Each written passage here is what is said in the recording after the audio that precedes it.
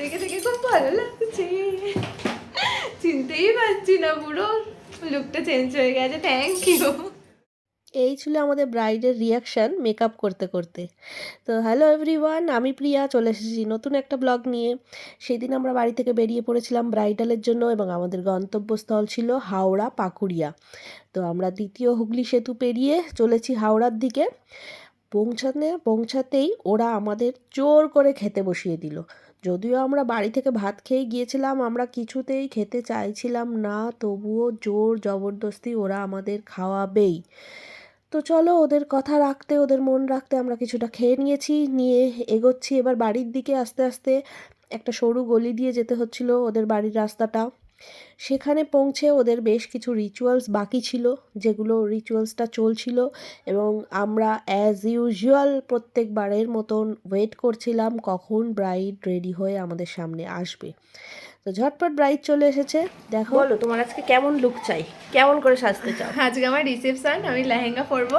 তোমাকে তো বলেইছি অ্যাডভান্সের উপর হেয়ার স্টাইলটা হবে, আর একটু গ্লিটারি আই, আর কি তো বেস্ট মেকআপটা তুমি তোমার পছন্দ মতনই করে দেবে, স্কিন টোনের থেকে একটু ফেয়ার। আর দেখে কি হয়।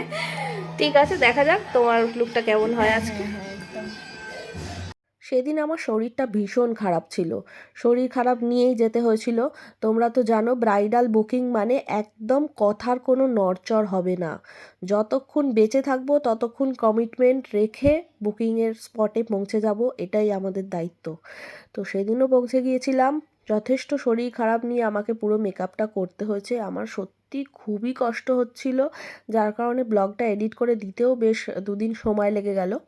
মেকআপ করতে করতে আমি কিছুতেই দাঁড়াতেও পারছিলাম না, বসতেও পারছিলাম না, তার মধ্যেও আমি মেকআপটা করেছি। দেখো, খুব কষ্ট করে মেকআপ করার পরে যখন ব্রাইড খুশি হয়ে যায় এবং ভালো রিভিউ দেয় এবং আমাদের দুটো ভালো কথা বলে, আমরা না ভীষণ খুশি হয়ে যাই, জানো তো। মনে হয় সব কষ্ট দূর হয়ে গেল।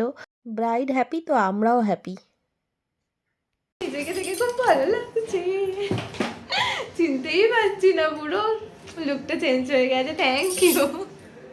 সেদিন আমাদের ব্রাইড ছিল অতসী খুব ভালো মিষ্টি একটা মেয়ে এবং খুব চুলবুলে টাইপের।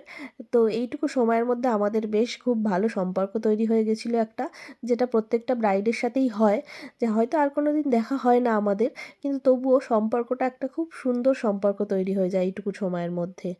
তো চলো, আমার মেকআপ প্রায় কমপ্লিট হয়ে এসেছে। আমরা একটু গ্রুমকে টাচ আপ করে দিচ্ছিলাম, কারণ ব্রাইডের পাশে ওকে একেবারেই ভালো দেখতে লাগতো না।